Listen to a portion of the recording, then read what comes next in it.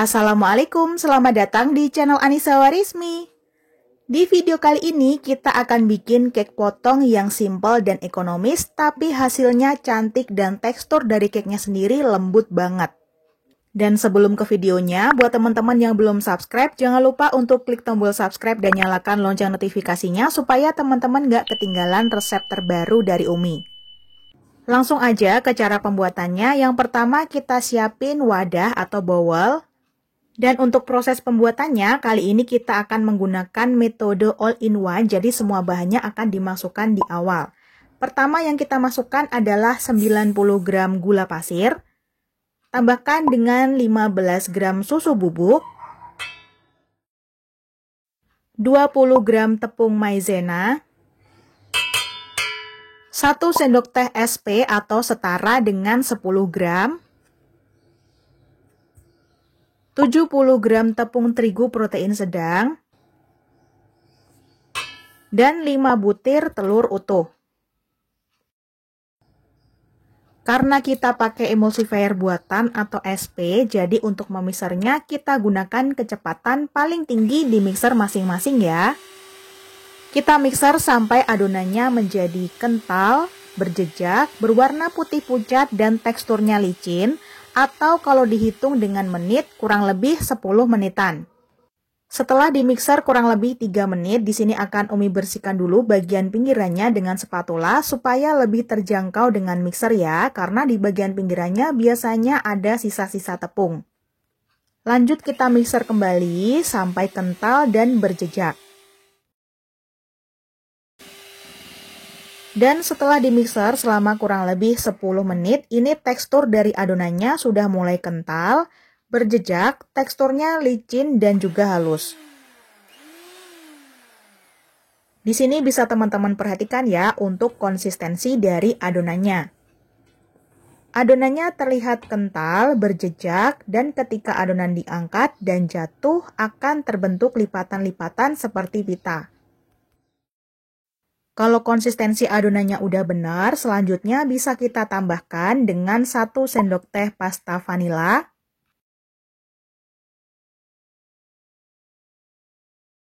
kita aduk balik ya sampai pasta vanilanya agak tercampur. Dan kalau udah agak tercampur, selanjutnya bisa kita tambahkan dengan 120 gram margarin atau teman-teman bisa diganti butter. Untuk margarinnya kita lelehkan dengan cara ditim sampai leleh aja ya, jadi jangan sampai meletup-letup. Kalau udah leleh langsung kita angkat dan kita diamkan sampai suhunya menjadi hangat. Jadi jangan ditunggu sampai suhunya dingin ya, nanti malah akan susah dicampur ke adonan. Kalau suhunya udah mulai hangat-hangat kuku, langsung kita masukkan ke adonan sambil diaduk balik dengan spatula. Proses pengadukan ini cukup penting ya, jadi harus diaduk sampai margarinnya benar-benar tercampur rata dengan adonan. Kalau ada sedikit aja margarin yang belum tercampur, nanti hasil cake-nya bakalan bantet dan kurang lembut. Dan setelah margarinnya tercampur rata dengan adonan, konsistensi dari adonannya masih kental dan berjejak ya, tapi teksturnya nggak sekental sebelum ditambahkan dengan margarin tadi. Nah, kalau udah dipastikan semua bahannya udah tercampur rata, selanjutnya kita tuang adonan ke dalam loyang. Di sini Umi pakai loyang persegi ukuran 24 cm dengan tinggi 4 cm yang hanya dialasi pakai baking paper. Jadi loyangnya nggak Umi oles pakai apapun ya, hanya dialasi aja pakai baking paper. Selanjutnya ratakan adonan dengan tusuk sate. Kalau udah rata, selanjutnya bisa kita masukkan ke dalam oven yang sudah dipanaskan sebelumnya. Kalau udah dipanaskan, suhu ovennya pastinya udah stabil ya. Selanjutnya kita masukkan adonan. Kemudian kita oven di suhu 185 derajat Celcius selama kurang lebih 30 menit. Kalau teman-teman pakai oven tangkring, gunakan api sedang cenderung besar dan di oven selama kurang lebih 30-35 menit atau sampai bagian permukaannya berubah menjadi kecoklatan. Untuk pengovenannya, Umi letakkan di rak tengah dan gunakan api atas bawah ya. Selanjutnya, setelah di oven selama kurang lebih 30 menit, ini cake-nya udah mateng. Setelah keluar dari oven, langsung dihentak-hentakkan supaya cake-nya nggak gampang menyusut. Setelah dihentakkan dalam keadaan masih panas-panas, langsung kita keluarkan cake-nya dari loyang ya. Pindahkan cake di atas cooling rack. Kemudian kita ambil baking papernya perlahan-lahan aja karena cake-nya ini super lembut banget. Tuh, lembutnya kelihatan banget ya dari pegangannya. Selanjutnya cake-nya mau Umi balik lagi. Dan setelah cake-nya dingin, baru kita potong-potong. Pertama, di sini akan Umi potong jadi 4 bagian.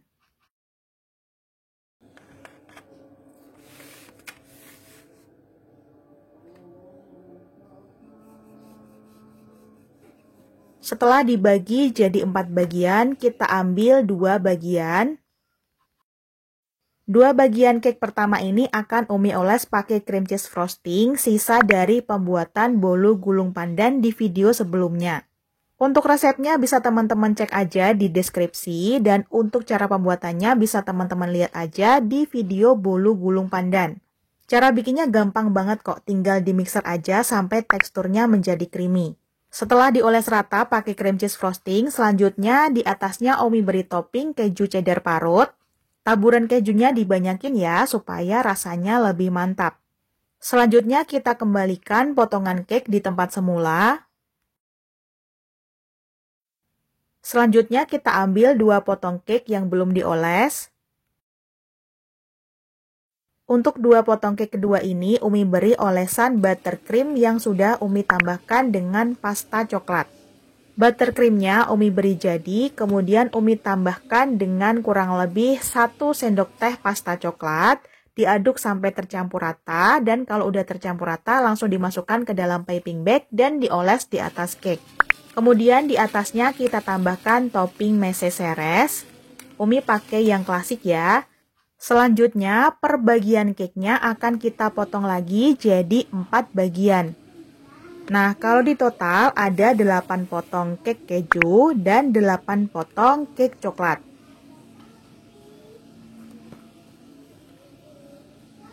Usahakan potongnya yang rapi dan juga simetris ya, supaya hasilnya lebih rapi dan cantik.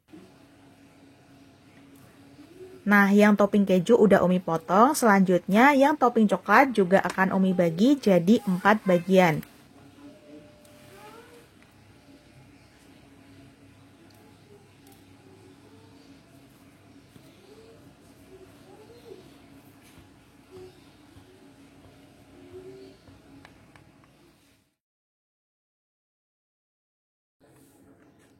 Setelah cake-nya dipotong-potong, di bagian atasnya akan kita beri topping lagi ya, supaya lebih meriah dan lebih cantik. Untuk pengaplikasian toppingnya, Umi pakai spuit. Toppingnya di sini Umi masih pakai cream cheese frosting yang sudah kita pakai sebelumnya. Tinggal kita aplikasikan aja di atas cake yang bertopping keju parut. Kita lakukan hal yang sama untuk yang rasa coklat. Untuk spuitnya, Umi pakai spuit bintang ya. Tuh, hasilnya cakep, cantik banget ya teman-teman. Dan untuk topping akhir yang coklat Umi kasih choco balls. Dan yang rasa keju Umi kasih topping strawberry yang sudah dibelah menjadi 2 bagian.